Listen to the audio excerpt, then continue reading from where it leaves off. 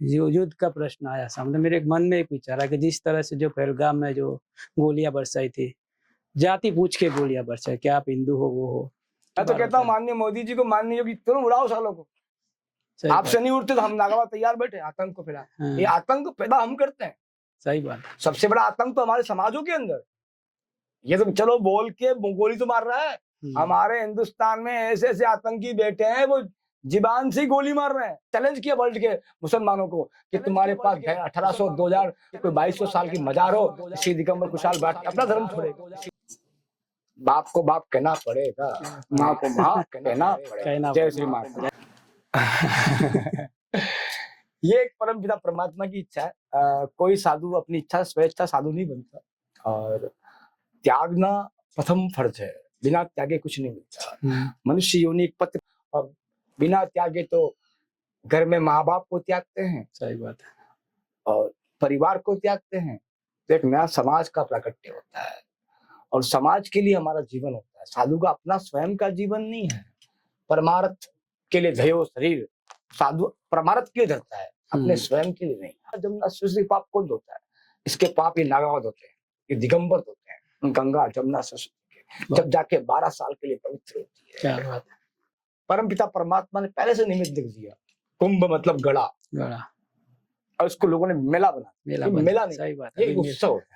મિત્રો સ્વાગત છે તમારું મંથન ગુજરાતમાં, અને મંથન ગુજરાત પોડકાસ્ટમાં આજે એક વિશેષ વ્યક્તિ, એક મહાન વ્યક્તિ, મહાન આત્મા આપણી સાથે છે. આપણી સાથે છે દિગંબર 1008 ખુશાલ ભારતી મહારાજ, જે મહાકાલ સેનાના સ્થાપક પણ છે. આજે આપણા આમંત્રણને માન આપીને અહીંયા પધાર્યા છે. महाराज जी, आपका बहुत बहुत स्वागत है। पहले तो जय महाकाल। कैसे हो महाराज? बहुत बढ़िया सुनते हैं। आज आप यहाँ पे आए हैं, मेरा भी किस्मत बहुत अच्छा है कि आप यहाँ तक आए हैं। ये सब लेकिन संजोग लिखा है। कुछ प्रश्न है आज ब्रॉडकास्ट में। जी नहीं, संकोच। एक नागा साधु का जीवन कैसा होता है? आप जिस तरह से घूम रहे हो, कैसा जीवन होता है नागा साधु का? श्रीखंड मंगलाकारम व्याप्तम ये चराचरम तत्पदम दक्षिणम देवे तस्मै श्री गुरुवे नमः। नागा एक दिगंबर परंपरा भगवान दत्तात्रेय भगवान शिव के द्वारा स्थापित की गई गुरु परंपरा। एक नागा साधु केवल गुरु परंपरा की प्रणाली को जीता है, कोई अपनी नई प्रणाली को नहीं। दिगंबर हम संस्कृत में दिगंबर कहते हैं, और हिंदी अनुवाद में नागा, एक शॉर्ट शब्द दे दिया नागा। मतलब वो बालक जिसको बोध नहीं, बच्चा जिसको बोध नहीं। नागा का मतलब होता बोध नहीं। तो कहते दुनिया वस्त्र पहन ले, वस्त्र पहन लिया, उतर गया तो उतर गया। किसी ने कहा बाबा जी ऊपर कर लीजिए, ऊपर कर लिया। मतलब एक नई अलग मस्ती में जीना, बाल्यपन का जीवन जीना, वो है नागा साधु का जीवन। अपना कोई नया जीवन उसके जीवन में नहीं है। और रही उसकी अवस्था और उसके जीवन की कैसे कैसे प्रकार की व्यवस्था परमात्मा ने बनाई है, वो सब अनुकूल जब वो पैदा होता है, उसी अनुकूल ही परमात्मा उसकी व्यवस्था खड़ी कर देता है। बस उसको उस प्रकार जीना है उस दिगंबर परंपरा में, कि परंपरा उसकी अपनी नहीं है, वो गुरु परंपरा, उसको निभाना ही एक दिगंबर की परंपरा है, नया जीवन नहीं। अच्छा, वस्त्र त्याग का क्या? क्यों वस्त्र त्याग क्यों करते हैं? वस्त्र हमारे शरीर के ऊपर चढ़े खाक बिल्वा पाक अलक निरंजन आप ही आप। सबसे बड़ा वस्त्र खाक है। रक्तांबर भस्मांबरम, हम लोग इस वस्त्र को धारण करते हैं। या रक्त पहन ले, या भस्मी पहन ले, या बागंबर धारण कर ले, ये हमारी परंपरा है। हमारा एक नया वस्त्र नहीं है। जो सदियों से आदि अनंत काल से भगवान शिव के द्वारा जिन वस्त्र की उत्पत्ति पहले की भस्मी, राख, चढ़े खाक बिल्वा पाक अलक निरंजन आप ही, जो खाक को रमाना जाने वही दिगंबर।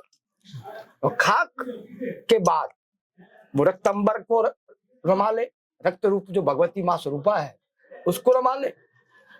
दूसरा बागंबर, जो बाघ का स्वरूप है, जो वस्त्र है, बाघ की जो मृग छाला है, बाघ की छाला है, उसको धारण कर ले। उन तीनों प्रकृति में वो अनुकूल रह सके, वही दिगंबर। अच्छा, वही नागा है, और वही उसका वस्त्र है। प्रथम वस्त्र उसकी भस्मी है। ये भस्मी क्या होती है? भस्म आपने लगाया हुआ है पूरा, किससे बनती है, क्या है ये भस्म? हमारे एक भस्म जब इंसान जब मुर्दा हो जाता है, पहली तो भस्म हमारी वही है। अच्छा, भस्मी माता, भस्मी पिता, भस्मी जो भस्मी का जो स्वरूप है वो ओरिजिनल मुर्दे का स्वरूप है। अच्छा।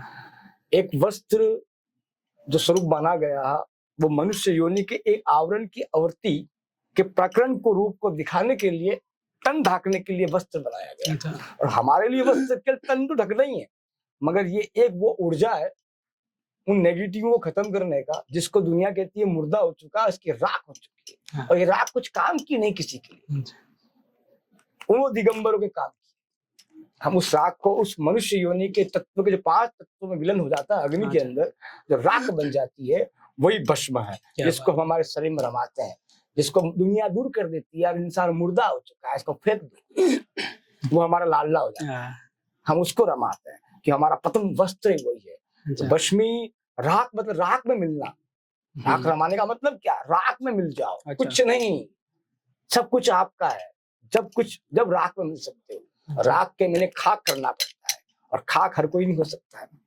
या तो अपने आप को मारो, अच्छा। मारण करोगे तो ही खाक हो सकता है ना, या अपने आप के अंदर की जो भी जीवात्माओं की इच्छा है उनको मारण कर दो, वही खाक। और जो खाक रमाना जानता है ना, वही खाक में मिलना जानता है। भाई हर कोई खाक नहीं रमा सकता, खाक में खाक मिलना पड़ता है। पहले अपने आप को बुलाना पड़ता है कि मैं कौन हूँ, मेरे शब्द का व्याख्या कहाँ से प्रकट में होता है, मेरे हर शब्दों की उत्पत्ति कहाँ से होती है, वो सब कुछ भूलना पड़ता है जब राख रमी जाती है। यह वस्त्र सबसे पूर्ण वस्त्र दिगंबरों का। फिर समय प्रतिकाल के अनुसार अलग अलग वस्त्रों का उत्पन्न रसायन विद्याओं के द्वारा, मनुष्य योनियों के द्वारा आज अनेकों प्रकार के वस्त्र धरती पर प्रकट है। मगर सत्युग की बात करें तो सत्युग में तो हमारा वस्त्र यही था, और आज भी यही है। अधिकतर दिगंबर इसको रमाते ही हैं, और अखंड ये भस्मी भगवान शिव के द्वारा रचित है। तो वो हमारी परंपरा है, जो हमारे महादेव करते आए। उन महादेव की जो व्यवस्था और लीलाएं परमात्मा ने की, उन लीलाओं को हम निभाते हैं। हमारा कोई अपना एक नया प्रकरण नहीं है। हाँ बाबूजी, आप इतने छोटे से उम्र में परिवार को, समाज को छोड़ के निकल जाते हो, कैसा अनुभव रहा आपका? ये एक परम पिता परमात्मा की इच्छा है। कोई साधु अपनी इच्छा स्वेच्छा साधु नहीं बनता, और त्यागना प्रथम फर्ज है। बिना त्यागे कुछ नहीं मिलता। मनुष्य योनि एक पथ पे चलता है, और पथ पे चलने के लिए तप तो करना पड़ेगा, या तो अपने आप को मारना पड़ेगा, इच्छाओं को मारना। मारण के बिना कुछ नहीं मिला, बिना त्याग कुछ नहीं मिला। और बिना त्यागे तो घर में माँ बाप को त्यागते हैं, सही बात है, और परिवार को त्यागते हैं, तो एक नया समाज का प्राकट्य होता है, और समाज के लिए हमारा जीवन होता है। साधु का अपना स्वयं का जीवन नहीं है। परमार्थ के लिए धयो शरीर, साधु परमार्थ के लिए धरता है, अपने स्वयं के लिए नहीं। और न स्वयं का जीवन जी सकता है, समाज का है तो समाज के लिए जीना है उसको। वो सामाजिक साधु है, खुद के स्वयं के लिए।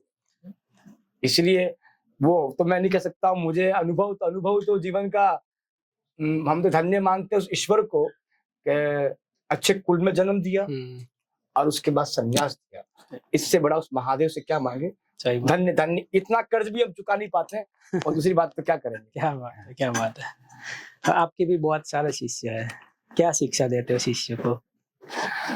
शिष्य परंपरा जो हमारे मूलतः हमारे जीवन की है, वो गुरु परंपरा से निकली है। और हमारा शिष्यों से एक ही कहना रहता है कि जीवन में द्वेषता खत्म करें, और किसी संत के प्रति और किसी साधु के प्रति अलग भाव पैदा ना करें, एक समान दृष्टि, और अपने इष्ट के प्रति प्रबल होए। तो कहते हैं हम घर के देवताओं को भूल जाते हैं, तो जगत के देवता को मानने से कुछ महत्व नहीं है। हम घर के देवताओं को मान रहे हैं तो जग के देवता हमारे साथ हमेशा खड़े। और गुरु परंपरा की जो प्रणाली है उसको हम निभाते हैं, और वही प्रणाली हम हमारे शिष्यों को सिखाते हैं, ताकि तुम भी उसी प्रणाली में चलो, भविष्य में भटकोगे नहीं। जो गुरु परंपरा आज हमारी नहीं है, वो हमारे आदि अनंत कालों से निभाई जा रही है, हम भी उसी को निभा रहे हैं। और नया तुम प्रवेश करोगे तो भटक जाओगे, स्वाभाविकता है कि नया जब भी आया मनुष्य जीवन में वो भटका ही है, और जो मूलतः था वो रहा, तो कभी भटका नहीं। आपके दिन की शुरुआत कैसे होती है? सुबह से शाम तक क्या क्या होता है? क्या पाठ करते हो, क्या करते हो? ये तो हमारा निजी कर्म है, समाज के लिए नहीं। क्यों समाज को बाबा बनना हो तो निसंकोच हम कह सकते हैं, क्योंकि ये तो निजी जीवन है। साधु अपने निजी जीवन की व्याख्या नहीं कह सकता, क्योंकि जितना हम सोचते हैं उतना कर नहीं पाते हैं। और बहुत चीजें ऐसी होती है एक साधु जीवन के अंदर, इच्छाएं बहुत सारी होती है, परमात्मा के लिए 12 घंटे देते हैं, 25 घंटे देते हैं, 24 घंटे देते हैं, मगर इस जग जीवन में नहीं दे पाते। तो वो मूलतः वो हमारा एक पर्सनल जीवन है। और संन्यास के लिए ना कोई माला है, ना कोई पूजा है, ना कोई पाठ है, ना कोई कीर्तन है, ना ध्यान है। संन्यास स्वयं शिव का एक स्वरूप है और वो मूलतः अपने धर्म पे है। तो स्वयं एक सिद्ध और एक साधक है। उसके लिए कोई भजन नहीं, कोई तप नहीं, कोई ज्ञान नहीं, कोई बौद्ध नहीं, कोई अनुष्ठान नहीं। और ये जो पूजा पाठ हमारी जो पद्धति हम करते हैं, ये केवल समाज के लिए, ये समाज भटके नहीं, समाज परमपिता परमात्मा के प्रति एक विश्वास और दृढ़ता हमेशा रहे, इसीलिए हम करते हैं। बाकी हमारा कोई मूलतः समाज के लिए केवल एक दिखाना है, समाज इसको देख के सीख सके। बाकी मूलतः हम सन्यासी हो चुके हैं, हम मर चुके हैं और मुर्दा के लिए कोई पूजा नहीं लगती है। अच्छा। ना कोई पाठ होता है, ना कोई ध्यान होता है, मुर्दा तो मुर्दा ही होता है। जय श्री महाकाल। जय महाकाल। आपने बहुत सारी रुद्राक्ष की माला पहनी है। ऐसे हम भी देखते हैं तो कोई ब्राह्मण होता है वो बोल रहा है कि रुद्राक्ष की माला पहनो आपको संतोष होगा, ये होगा। रुद्राक्ष का क्या महत्व है? माला पहनना कितना महत्व है, क्या है? रुद्र प्लस अक्ष भगवान शिव के आंसू हैं, सबसे पवित्र है, अपवित्र भी माना नहीं गया उसको। जब भगवान के अंश हो चुका है और असंख्य स्वरूप माना गया, रुद्राक्ष रुद्र प्लस अक्ष मतलब आंसू होते हैं। तो भगवान के आप एक जब उसको आंसू कह रहे हो, फिर उसमें पॉजिटिव और नेगेटिव को विचार कर रहे हो, तो ये हमारी गलत फहमी है। तो वो शिव ही, जब उसको हमने शिव का अंश समझ चुके हैं, और जो शिव अंश समझने के बाद में हमें उसको पॉजिटिव और नेगेटिव रूप में देखना चाहिए, एक ध्यान रूप में और एक परमात्मा के स्वरूप के रूप में उसको पहनना चाहिए। अच्छा। हम उसमें देखेंगे हमें पॉजिटिव असर मिलेगा, इसका नेगेटिव असर मिलेगा, तो बेसिकली आप पहने ही मत। किसने कहा पहनने के लिए? कोई भी ये माला पहन सकता है, जैसे कि हम। हाँ, ये आपकी पूछना अच्छा है, क्योंकि जीवन के अंदर जब शिव को आप गुरु मान रहे हैं, पिता तुल्य माना है और ईश्वर इष्ट माना है, तो रुद्राक्ष का महत्व हमारे जीवन में एक बहुत बड़ी वैल्यू लगता है। भले ब्राह्मण है, भले क्षत्रिय है, भले वैश्य है, भले शूद्र है, चारों वर्ण के लिए रुद्राक्ष है। अच्छा। और 5 पंचमुखी रुद्राक्ष कोई भी मनुष्य पहन सकता है, बस अपने ब्रह्म विचार रखे और अपने आवरण और अपना भोग वो अच्छा पाए। बहुत बढ़िया। और नित्य नियम के अनुसार रुद्राक्ष को, जैसे आपको निंद्रा अवस्था आ गई है, क्योंकि निंद्रा में इंसान मुद्रा की जो मुद्रा है निंद्रा अवस्था की, वो एक मुर्दे जैसी। अच्छा। तो अशुद्ध हो चुका है, उस समय वो रुद्राक्ष को उतार कर निकालना, सुबह उसको वापस अगरबत्ती या पूजा करके उसको धारण कर सकता है। अच्छा। ये नहीं कि आप एक दिन धारण कर ले, 10 दिन रख दे, तो ये नहीं होता। ये अच्छा। धारण करने के रुद्राक्ष अलग होता है और माला करने के रुद्राक्ष अलग होता है। अच्छा। और धारण, माला और धारण को एक नहीं होता। धारण मतलब हम अपने शरीर के अंश को, इन 5 तंत्रों को बचाने के लिए एक शिव स्वरूप के अंग को धारण कर रहे हैं, तो हम बच सके किसी नेगेटिव एनर्जी से। और माला वो एक अलग पात्र है, वो माला पात्र में वो केवल पूजा प्रकृति में वो काम आएगी। अच्छा। पूजा प्रकृति में ही वो उसका विधान है। उसको आप धारण करते हैं तो धारण शरीर के अंदर कितनी गंदगियों से हम जीते हैं और अनेकों प्रकार की वासनाएं हमारे अंदर भरी रहती है। स्वाभाविकता अशुद्ध होना है ही है। सही बात। जो उसकी जो एनर्जी है उस प्रकरण की, वो कम हो जाएगी। उसको अशुद्ध कोई कर सकता नहीं, वो स्वयं शुद्ध है। जब शिव का अंश है चुका है तो उसको ना कोई अशुद्ध कर सकता है, ना कोई उसको नेगेटिव कर सकता है। वो स्वयं एक पॉजिटिव शिव अंश है। तो एक भावना है हमारी कि हम प्रश्न उत्तर की दुनिया में फंसे हुए हैं। उन प्रश्न उत्तर में कितनी बार हमारे देवता को भी हम प्रश्न में ले लेते हैं। सही बात। एक प्रश्न ये है कि कोई अघोरी साधु बोलते हैं, कोई नागा साधु बोलते हैं, दोनों एक ही है क्या? उसमें कुछ फर्क है क्या? है अघोर, अघोरे भ्यो घोरे भ्यो धौर धौर घोर, ये भगवान शिव का एक अंश है और शिव भी अंश है। शिव के 2 अंश निकले। अघोर संप्रदाय अलग है, संन्यास संप्रदाय अलग है। अच्छा। दोनों को हम एक नहीं कर सकते। दोनों एक रूपांतरित रूप में एक ही है। भगवान शिव के स्वरूप में इन दोनों को मान्य माना गया। अघोर भी शिव रूप में माना गया और सन्यासी भी शिव रूप में पूजा गया। मगर अघोर परंपरा इस धरती से विलंघन है। परा, जिसको खाने का बोझ नहीं, जिसको पहनने का बोझ नहीं, जिसको चलने का बोझ नहीं, जो शमशान को अपने आप का ही मन माने, वो शमशान को अपना राजा माने, वही अपना घर है उसको। उसको जगत की इन व्यापिता की जो व्यवस्थाएं बनी हुई है, इनसे कुछ लेना देना नहीं हो, ना उन शोक और मौज की जिंदगी में वो हो। वो अघोर मतलब सबसे परा, अपार, है ही नहीं। क्या बात है। और सन्यास होते हुए भी नहीं। क्या? वो है संन्यास। अच्छा, धरती पे चल तो रहा है मगर हाँ। नहीं है, नहीं है, वो सही संन्यास। सही बात है, सही बात है। इसलिए दोनों का हम व्याख्या करने जाए तो दोनों अलग है, मगर अच्छा। रूप रूपांतरित दोनों की पूजा पूजा भगवान शिव तक शिव खत्म की होती होती है, है, सही शिव और बात। शक्ति तक ही। दोनों का विधान वही है, बस वो है समाज में नहीं आएगा, उस समय समाज में। अच्छा, ये है, अघोर समाज में नहीं आएगा। अभी बहुत बड़ा कुंभ हुआ, मैंने भी कुंभ का दर्शन किया, आपका दर्शन का भी लाभ मिला था, मैं भी वहां पे आया था। हाँ। मैं देखा बहुत सारे साधु थे, नागा साधु थे, अघोरी साधु थे। इतने सारे साधु इकट्ठे होते हैं तो सब कहाँ से आते हैं? ऐसे तो हमको देखने नहीं मिलते इतने सारे साधु, हम घूमते हैं कहीं फिरते हैं, तो एक साथ इतने जुड़ कहाँ से आ जाते हैं ये साधु? ये एक प्रश्न ये है। सबसे बड़ी बात आपकी अच्छी बात है, क्योंकि समाज की जो प्रणाली है, हम दिगंबरों को और सन्यासी और अघोरियों को इकट्ठा नहीं कर सकते ना। वैष्णव को इकट्ठा करना बहुत बड़ी बात है। और कुंभ हमारे सबके लिए एक तत्व है, और जहाँ हमारे 33 कोटि देवता का वहां आना, और उस गंगा जमुना सरस्वती में अपने मनुष्य योनियों के जो पाप मनुष्य धोके जाता है। कभी हमने सोचते हैं इनके पाप कौन धोता है? कि गंगा जमुना सरस्वती हमारे पाप धो लेती है, तो इस गंगा जमुना सरस्वती पाप कौन धोता है?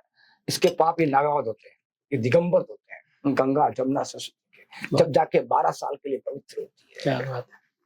और कुंभ उन नागाओं का और उन वैरागियों का, उन सन्यासियों का, उन दिगंबरों का, उन अघोरियों का मेला नहीं है, ये उत्सव है। सही बात है। इसको हमारी गवर्नमेंट सरकारों ने इसको मेला बना दिया, बाकी ये कोई मेला नहीं है, ये उत्सव है। उत्सव है जहाँ देवताओं के द्वारा किसी न किसी रूप में, एक अंशस रूप में वहां पहुंचना और गंगा जमुना सरस्वती में स्नान करना, ये एक उत्सव है, एक पर्व है जो 3 साल में ही आता है। रोज आ सकता है क्या? रोज कुंभ कर लो, कैसे कर लो? आप नहीं कर पाओगे। 12 साल में एक कुंभ क्यों आता है? सही बात है। वो सब सृष्टि की प्रणाली और गुणवांश और नक्षत्र और वह ग्रह, उस समय वो नक्षत्र, वो ग्रह और गुण मिल जाते, उस समय वो कुंभ होता है। और सबकी एक अलग अलग अलग व्यवस्था है। प्रयाग की अपनी अलग व्यवस्था है, नासिक की अपनी अलग व्यवस्था है, उज्जैन की अपनी अलग व्यवस्था है, हरिद्वार की अपने आप में अलग व्यवस्था। सब अलग अलग कुंभों का अलग अलग एक पुण्यार्थ परमपिता परमात्मा ने पहले से निमित्त लिख दिया। कुंभ मतलब गड़ा, और इसको लोगों ने मेला बना। मेला नहीं, सही बात है, ये उत्सव है। सब मेला बोल पहले लोगों को उत्सव समझना पड़ेगा। मेला और मेले में अलग चेंज होता है और उत्सव में अलग चेंज है। मेला तो मेला होता है और उत्सव उत्सव होता है। सब वीआईपी अभी जाते हैं। हाँ वीआईपी ये सुविधा मेला नहीं है, ये उत्सव है। और इसको ये उत्सव बना है तो संतों के लिए बना है, उन दिगंबरों के लिए बना है, उन सन्यासियों के लिए बना है। आम समाज तो अपने पापों को धोने आता है। हम लोग उत्सव बनाने जाते हैं, हमें खुशी होती है कि आज समाज के पापों को हम धोएंगे। इस गंगा जमुना से पापों को धोने का आज हमें मौका मिला। यहाँ हमें बलिदान भी हो जाए, हमें तकलीफ नहीं, क्यों? हम पैदा इसीलिए हुए। सही बात है। जो जिसके लिए पैदा होता है, एक फौजी को जब फौज में भेजा जाए तो युद्ध की उसके दिमाग में होती है, और एक दिगंबर को जब सनातन की रक्षा के लिए पैदा किया जाए तो उसकी सोच एक ही होती है, योद्धा, धर्म का योद्धा। वो एक धर्म का योद्धा है, उसका काम है रक्षा करना, बख्शा नहीं करना। वो बख्शक नहीं, वो रक्षक है। उसका सिद्धांत शुरू से एक ही रहता, रक्षा करना, किसी न किसी प्रकार से धर्म का प्रचार करके, धर्मांतर की व्याख्या करके, और उन वापिस एक नए प्रकरण को खड़ा करके, वो इसका कर्म है। जय श्री महाकाल। जय श्री महाकाल। एक प्रश्न आपने भी कहा कि युद्ध का प्रश्न आया सामने, मेरे मन में एक विचार है कि जिस तरह से जो पहलगाम में जो गोलियां बरसाई थी, जाति पूछ के गोलियां बरसाई, क्या आप हिंदू हो वो हो, कितना ये सब पे दुख है, पूरे भारत में उसका आक्रोश है कि ऐसा नहीं होना चाहिए था। एक आज हुआ क्या? आज हुआ। मैं तो पहलगाम दुनिया जो मीडिया उसी की बात को उठे बैठी है। हमेशा होता है, बार होता है। मैं तो कहता हूँ माननीय मोदी जी को, माननीय योगी, तुम उड़ाओ सालों को। आपसे नहीं उड़ते तो हम नागवा तैयार बैठे आतंक को फैला। ये आतंक पैदा हम करते हैं। सही बात। सबसे बड़ा आतंक तो हमारे समाजों के अंदर। ये तो चलो बोल के गोली तो मार रहा है, हमारे हिंदुस्तान में ऐसे ऐसे आतंकी बैठे हैं, वो जीबान से गोली मार रहे हैं। रोज घर घर में आतंक फैला रखा है, समाजवाद का आतंक, जातिवाद का आतंक। सही बात है। जब तक समाजवाद का और जातिवाद का आतंक खत्म नहीं हो सकता, जब तक ये आतंक खत्म करने में बहुत समय लगेगा। घर घर में अभी सब, ये मुगल कहाँ से आए? हमारे हिंदुस्तान में मुगल थे? नहीं। हमारे हिंदुस्तान में क्रिश्चियन थे? नहीं। एक सनातन था, जिसको भी एक पार्ट में डाल दिया, हिंदू मुस्लिम सिख ईसाई, 4 पार्ट में। हमारी बच्चों को हिंदू बना दिया, हमारे बच्चों को सिख बना दिया, हमारी बच्चों को ईसाई बना दिया और हमारी बच्चों को मुस्लिम बना दिया। बाकी हमारी सनातन की भूमि पे कोई धर्म नहीं था। ये तो अखंड भारत है। खंडन हमने किया, हमारे लोगों ने। बाकी एक टाइम पे काबुल, कंधार, ये सब हमारे अंदर थे। जब कंधार नरेश द्वापर युग में स्वयं कृष्ण के मामा को कहा गया, तो कहां से इस धर्म आ गया? मैं तो नहीं मानता हूँ इस धर्म को। मैं नहीं मानता, मैं तो कट्टर दुश्मन उन लोगों का इस चीज का। मैं चैलेंज किया वर्ल्ड के मुसलमानों को कि तुम्हारे पास 1800, 2000, कोई 2200 साल की मजार हो, श्री दिगंबर कुशाल भारती अपना धर्म छोड़ेगा। सही बात है। मैं निभाऊंगा तुम्हारे मुसलमान धर्म को, मगर पक्का होना चाहिए। तुम्हारी मजार बोलनी चाहिए जैसे हमारे देवता बोलते हैं। सही बात है। अगर नहीं हो तो एक एक मजार उखाड़ूंगा। ये भी मैंने कहा, चैलेंज किया है, एक एक मजार उखाड़ूंगा इंडिया की। टाइम आने दो, समय आने दो, वक्त आएगा और तुमको दिखाएंगे। जब तुम हमारे धर्म को नहीं मान सकते हो, सनातन को नहीं मान सकते हो, तो फिर तुम्हारा यहाँ जरूरत क्या है? सही बात है। बाप को बाप कहना पड़ेगा, माँ को माँ कहना पड़ेगा। जय श्री माता। जय श्री माँ का जय श्री। बहुत बढ़िया, बहुत बड़ी बात की है बापू। आज आप बहुमूल्य समय निकाल के हमारे साथ इस पॉडकास्ट में जुड़ने के लिए हम हृदय से आपका आभारी है। आपके विचार और मार्गदर्शन हमारे लिए निश्चित रूप से प्रेरणादायक होंगे। आपके ज्ञान और अंतर्दृष्टि ने आज हमें बहुत कुछ सिखाया है। इस सार्थक बातचीत के लिए हम आपको खूब खूब आभार मानते हैं। खूब खूब आभार બાપુ આપકા। તો મિત્રો, આ હતા ખુશાલ ભારતીજી મહારાજ। આપણે એમને સાંભળ્યા, એમને બહુ સારી વાતો કીધી, આપણને હિન્દુ રાષ્ટ્રની કીધી, અનેક ધાર્મિક આપણને આજે વાતો ઉપર ચર્ચા થઈ છે, બહુ મજા આવી છે। આવા જ એક નવા વિષય સાથે આપણે ફરતી મળશું। ત્યાં સુધી અમારી મંથન ગુજરાત ચેનલને આપ ખૂબ શેર કરો, ખૂબ સબસ્ક્રાઈબ કરો, ખૂબ લાઈક કરો અને વધુમાં વધુ લોકો આ વિષયો જોઈ શકે એ માટે અમે ફરીથી આપને મળશું। ત્યાં સુધી રજા આપશો। નમસ્કાર।